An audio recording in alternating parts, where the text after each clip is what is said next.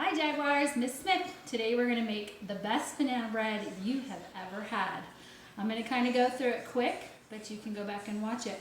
We're going to start with 1 cup of soft butter, which means I already put it in the microwave for just a few seconds so that it's easy to work with. So 1 cup is 2 squares if you're using real butter.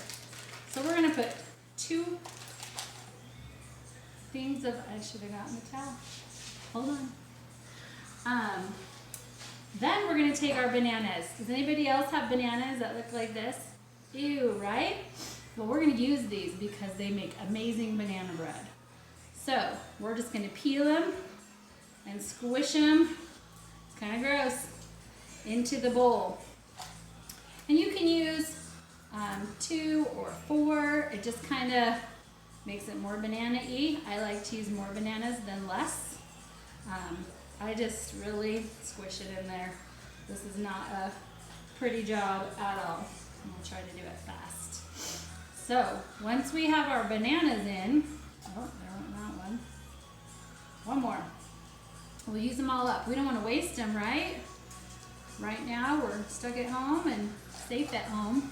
So once we have our bananas and butter in the bowl, can you show that, Bo? Closer up. We're going to squish it all together like this. And we're just going to keep squishing until it becomes one big thing of mush at the bottom. And if your butter's soft, it'll be really easy to do. If your butter's still really cold and hard, you will not be able to do it very easily. All right, so we have all of our stuff mushed together. Now we're going to take 4 eggs. I have 4 eggs in here. And you see that? And you need to kind of stir them up a little. You could use a whisk or the fork, but we're going to mix them up.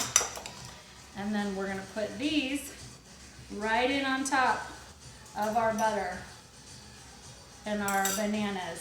Can you pause it for a second? And then we're going to mix all that around. And then we're going to add 2 cups of sugar right on top of there. We're just mixing, getting this all combined up. All right. See how it's just looking good? All right. The last thing we're going to do is we are going to take 2 teaspoons of baking soda, not baking powder, baking soda, and we're going to put it into our flour that I have already measured out. 2 1/4 cup of flour. I'm going to put 2 teaspoons. And then I'm just going to mix that around in there. All right, just a little bit. Now we're going to dump our flour right in on top. Now we're going to stir that around. Now this you want to stir kind of slowly so you don't make the flour fly out of the bowl. So we're going to just stir it softly until all of our flour is mixed in. And scrape the sides and get all of it in there. Takes a little while sometimes. All right, we're still scraping the sides. Now we can mix a little faster. It's all in there.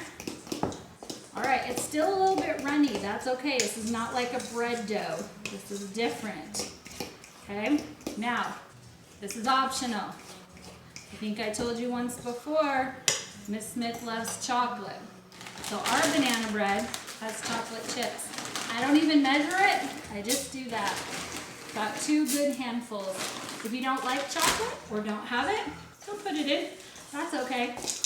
You can make it just plain banana bread, but my family likes it with chocolate in it. All right, we've stirred that in. We are going to take our bread pans